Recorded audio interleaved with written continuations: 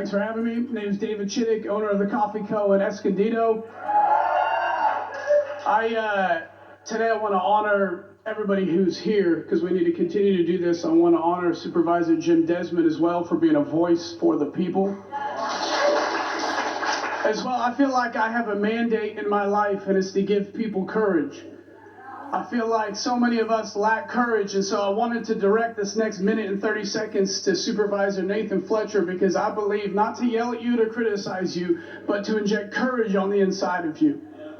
I believe that right now is a moment that you were born for. In fact, my Bible says for such a time as this, and I believe that if you can deep down inside, I know you know what is right. I know you know what you need to do. I know that there might be some people pressuring you from the outside, but today I believe that if you can make a decision to stand up and do what is right, you will have the support of the people of the United States of America.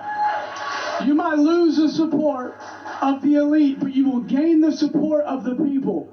You will gain the support if you can do what is right. I believe that this is your moment to do that. I believe that this is your moment. If you were to search yourself, you know that inside of you, you can stand up and say, I'm going to do what is right for the people of this country, for the people of this county. I believe that San Diego is born for a purpose. I believe that we're going to influence the rest of the state. We're going to influence the rest of this nation. And I believe it can start here and it can start now. I can promise you that if you decide to do that, you will have our support. But I can also promise you, if we decide and if you decide not to do what is right, I can promise you with every fiber and being that's on the inside of me, we will do everything we can to ensure that at this moment, it will be your last moment in office, and we will elect people that stand up for the rights of the people of this county.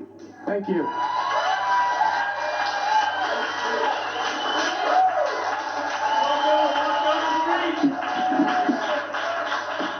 Dr. Morgan. So I have a Bible here. I don't know if none of you can touch it because it burns too much. But the sad thing is that everybody is saying Jim Desmond is so great, but yet you want to vaccinate everybody or make them get a test.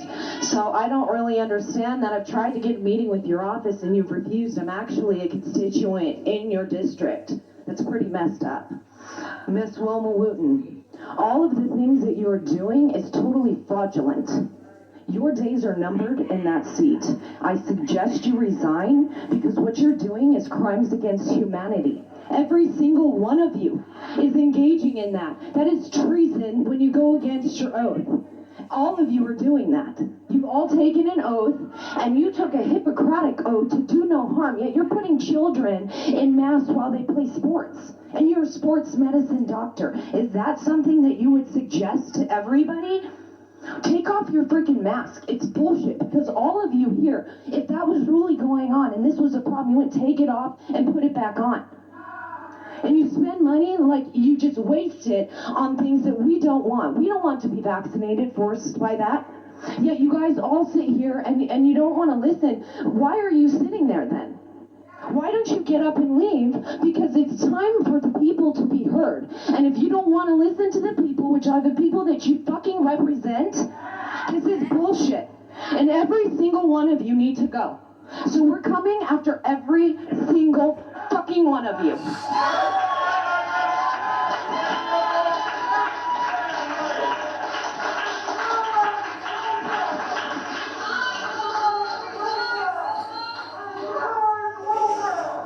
My name is Deborah Cladd, and I'm here today because I was laid off almost a year ago due to COVID-19. I worked for a university for 16 years. I advised students and I helped students, but they couldn't go back to school because of the masks. This was in fall of 2020, so they had a chance to work it out and figure out what was safe and what was not safe. And by fall of 2020, we were hoping to have our students back, and they didn't get sick and they didn't die. And they stopped coming to school. I counseled minority students. I counseled a student whose father killed himself because he couldn't get into an aftercare treatment program. I spoke with the man. I pleaded with him. And within months, he killed himself because everything was shut down. I've never made an unemployment claim 29 when they laid me off. There's nothing special about me. I'm not a special group. I'm not diverse. I'm just an old person that wants to work, and I love students, and I love people. And now I can't be with them. I was not a bad employee. I had parents chase me down, find my number, and contact me and say they wanted to be my reference for my next job. I started collecting unemployment, but something happened, and my unemployment didn't come through. Thank you, Brian Mainshine's office. I was desperate. I think I was at the end of my rope. I think I was going to hurt myself. But I called them, and they helped me, and they got through to the state of California. I don't want to be on unemployment. I've never made a disability claim. I want to work. I want to go back to work. But there's nothing about me that people want in a university. I'm not special. And what's going to happen to me? What's going to happen if you don't take them? If you keep the mask mandate? If I have to get a shot? What's going to happen to people like me? Have a heart. Do something. Don't keep doing this to us. Thank you. People Time are is up. dying.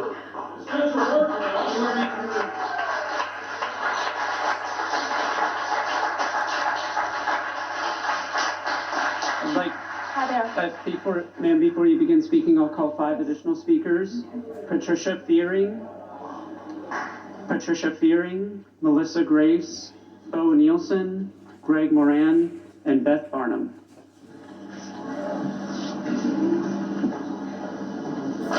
Ready? Okay. Hi. My name's Cindy Kaplan.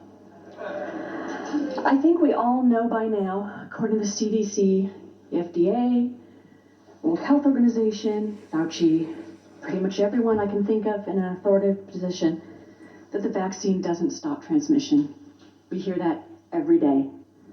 Therefore, this is not an issue of public health. I am responsible for my health. None of you are. Not one of you. I'm going to take care of myself. We know this is all about money. I happen to have been a pharmaceutical rep many years ago. I know how I was taught to manipulate data. I know how we were given data and then shown, wait a minute, don't talk about this. Talk about this. Oh, sorry, thank you. You don't talk about certain things. We were taught how to bend the truth. We were taught how to focus on data in a way that benefited us. I also know how we gave incentives. I got out of that industry because in my mind, they were bribes, which is exactly what they were. We gave trips to Hawaii, we gave dinners. I'm sure at much higher levels than I was, there were much bigger incentives. I looked up Mr. Nathan Fletcher's campaign contributions. Here's a list of them. Bear, Abbott Labs, Eli Lilly, Bristol Myers Squibb, my personal favorite, AstraZeneca, Amgen, Genentech. There's also a bunch of hospitals listed, Kaiser, okay.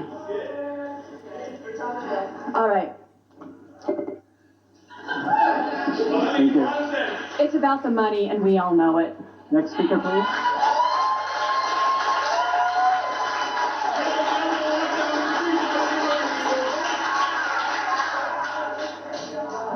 My name is Melissa Grace. I'm a resident of District 4. I'm also the founder of a group called San Diego Rise Up. Last month, while I was here, I represented 1,000 San Diego citizens. We are a nonpartisan citizens advocacy group, and in the last 4 weeks, we've risen to over 6,500 followers. Nathan Fletcher, that's more than you have on Instagram, for the record. You know, a worker in this building just told me how thankful she was that we are all here. I want you to know that there are workers in this building that do not participate, do not want to participate, do not consent to this garbage that you guys are allowing. A wise man recently told me that we needed to have more people show up to these meetings. Well, are there enough of us here for you now? Are you listening to the people? Because the people have decided they don't want to participate in this charade anymore. Nathan Fletcher. I'll just tell it like it is. I was nauseated watching you yesterday during your press conference. How dare you call individuals seeking alternative treatments to this shot conspiracy theorists? We know ivermectin works, and you're a coward sitting up there attempting to divide us further. And I'm so glad, honestly, to see you virtue signaling with that mask on covering your smug face. The only reason that we aren't recalling you right now, Nathan Fletcher, is because your time is already limited and you will not be reelected. That's a promise. The rest of you there, the people are here. We are returning power back to the people, and you all work for us.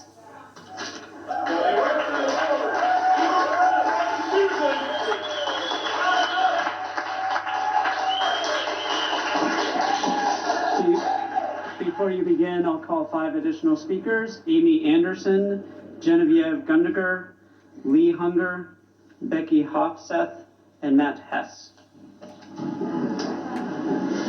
All right, my name is Greg Moran, and 6 years ago I was diagnosed with a incurable autoimmune disease, and was told by doctors that there's nothing I could do. The only option was pharmaceuticals that do not cure, only suppress symptoms.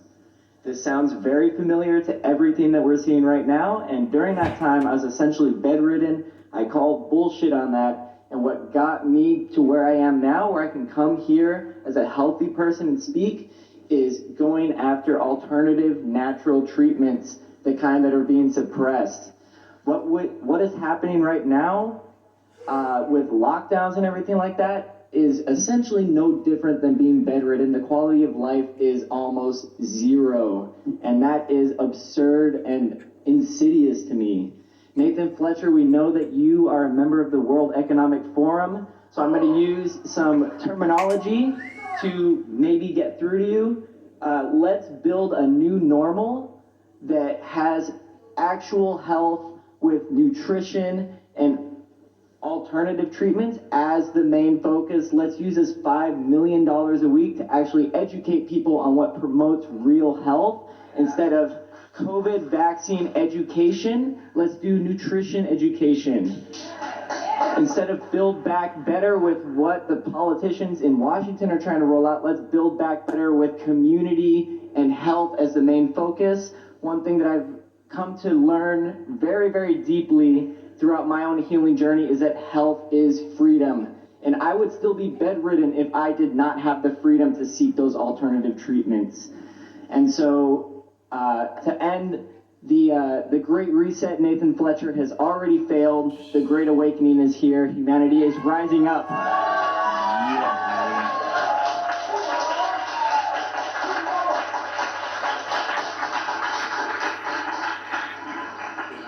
Okay. Hello, my name is Lee Hunger. I'm opposed to the vaccine mandate. The Department of Labor and OSHA recently proclaimed that they are no longer going to report adverse reactions to the vaccine. Informed consent means that you understand the risks. If they're not reporting the adverse reactions, there could be no informed consent. This is a violation of the Nuremberg Code. Okay. HIPAA laws have never been rescinded. When a vaccine passport is demanded, that's a violation of the HIPAA regulations. That's all I have to say.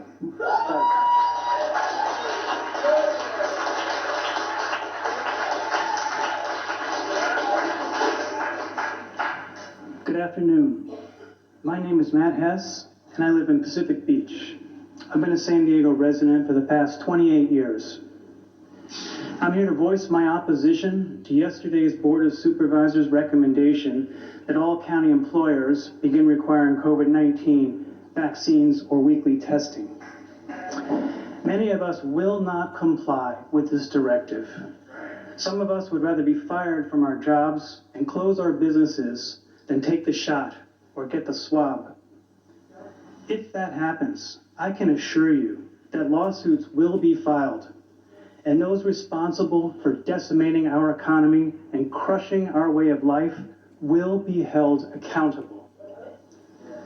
If those of us who resist the vaccines are successful, and I believe that eventually we will be, future generations will learn about how the American people took back their country from this COVID-manufactured tyranny and oppression.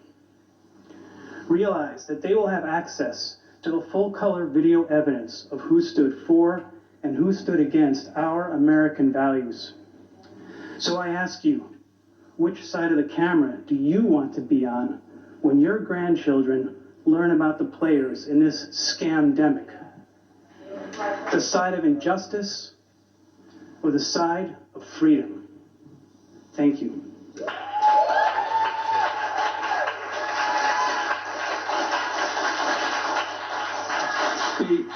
Before the next speaker begins, I'll call 5 additional speakers: Eric Anderson, Aria Morgan, Heather Cavell, John Wiles, and Suzanne Munson. Hi. My name is Genevieve Gundegar from Mission Valley, and I'm just so grateful to be here today with all of these other patriots who love our country. And first, I want to say how overjoyed I am because I know you guys are going to do the right thing. Because Tara, wherever you are, your mission statement says you're looking at a data-driven approach to public safety, and we've seen the data. 90%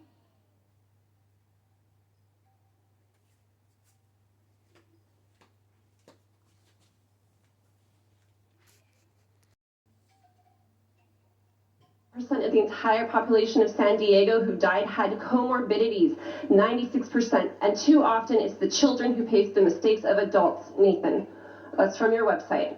I want to talk about masks. Masks have been proven to be ineffective against this pandemic. Time and time again, we have seen politicians side-skirting the rules they preach. In Gainesville, Florida, masks of children were analyzed by the University of Florida's Research Center. They found the following contaminations: half with one or more strains of pneumonia-causing bacteria, 1/3 with one or more strains of meningitis-causing bacteria and or dangerous antibiotic-resistant bacterial pathogens, and more. Children cannot reasonably be expected to handle their masks properly in a way that will not promote infection or disease. Forcing children to inhale their excrement via a mask is both cruel as well as psychologically and physically abusive. Our First Amendment rights ensure us the very basic freedoms of religion, expression, and peaceful protest. Mandatory mask or injection statutes violate all of these. Coercing people to take a vaccine or not allowing them to keep their jobs does not promote trust. Jim Desmond, that's from your website. And Nora, wherever you are, remember, you say you want to bring inclusivity. If the vaccines work, why do I need one? If they don't work, why do I need one? Medicine is not a one-size-fits-all. No forced vaccines, and unmask our kids. Thank you for your time and honoring your oath.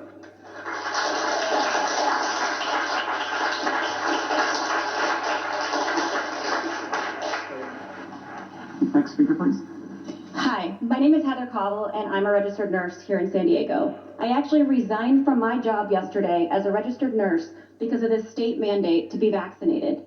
I was no problem working in the healthcare system over the last 18 months without a vaccine, but now all of a sudden, I'm a threat to public health? Tell me where this makes sense. All of you sitting up here with your masks on, you know that those masks don't do anything.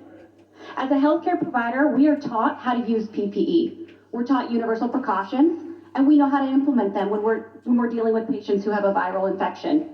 I don't understand how you guys don't see the bigger picture here. What you're doing is you're creating a healthcare crisis. We already have a nursing shortage in America. So now in San Diego County, I know for a fact there's several hospitals that are operating on an all-bed crisis. You know why we're doing that? Wilma, do you know why? Because we have a healthcare shortage, a healthcare nursing shortage, And you know that. These numbers are skewed. The testing is skewed. This needs to stop. I don't understand. Nathan, you can't even look at anybody when they're up here speaking. It's so rude. So rude. And I do have to say one thing. Jim Desmond, I want to thank you personally because I have reached out to you over the last 18 months and you are the only supervisor to ever respond to any one of my emails. So thank you. Thank you.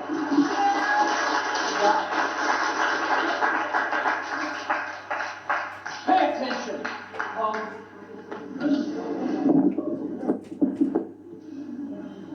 My name is Eric Anderson, Chairman, Supervisors. Thank you for a couple moments. Let me start by thanking you for your intent. It is not your intent that I question. Unfortunately, I'm here today, been sitting in that seat for 5 hours, and I'm not at my desk caring for clients because my life has been politicized. Something that happens when government gets outside its swim lane. There is unnecessary suffering taking place in our county. Lost savings from having our businesses closed. Lost moments with our loved ones in life and death because of irrational fear. It is this suffering that I want to address. COVID is not the cause. It's being caused by this board's failure to discern the difference between what is just and what is unjust. Dr. Wooten, Martin Luther King wrote a letter in '65 from a jail cell in which he said everything Hitler did in Germany was legal. He quoted Augustine, an unjust law is no law at all. This board's decision, from which you are being sued, to deny income to the owners of homes for which our neighbors depend for rent would just be one example of an unjust law. You have used law to close our businesses unjustly. You've used law to control when and how we trade unjustly. All in contradistinction to the ideas codified in our founding documents. You've stepped outside your swim lane. I want to remind you our rights precede you and the unelected health bureaucrat and are therefore superior to it. Thank you, sir. Your time is up. Next speaker, please.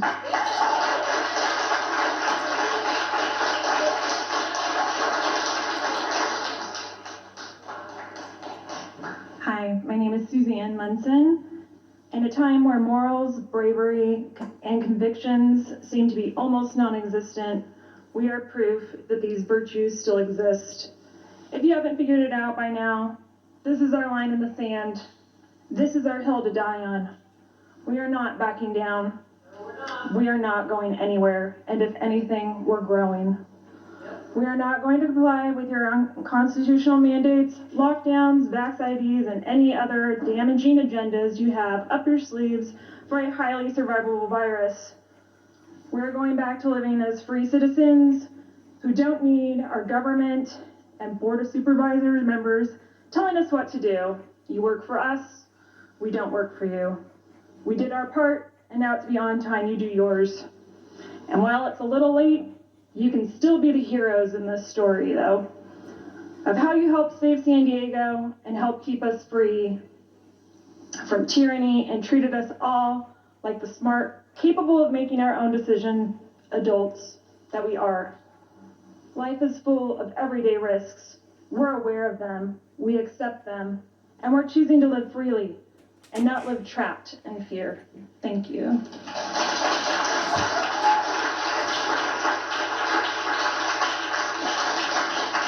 As the next speaker is coming forward, I'll call 5 additional speakers. Rob Baldwin, Crystal Wibier, Tori Cook, Cynthia DeMaria, and Samuel Plantowski. Thank you. Good afternoon. John Wiles.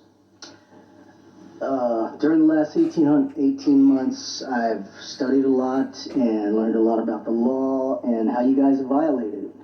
So federal code states people getting an emergency use drug have to be informed of the option to accept or refuse and provided the alternatives that are available. Ivermectin and hydroxychloroquine are 2 drugs that are available.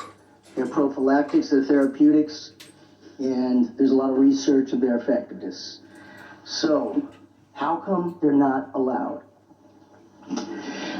U.S. Code under Federal Law 21, no emergency use authorized medical product can be mandated. It's not FDA approved. Emergency use authorization is not FDA approved. It is not the law. We are not under an emergency. Under the American Disabilities Act, you cannot discriminate against a person based on their health condition, and that's what you guys are doing. Medical mandates have no place in a free society. This goes beyond politics, religion, race, gender, or any other divisive tactic that you guys want to promote. This is about freedom to choose what goes into our body, freedom to choose what we put on our face. Mandatory, required, requested, ordinance, decree, compulsory, mandated, guidance,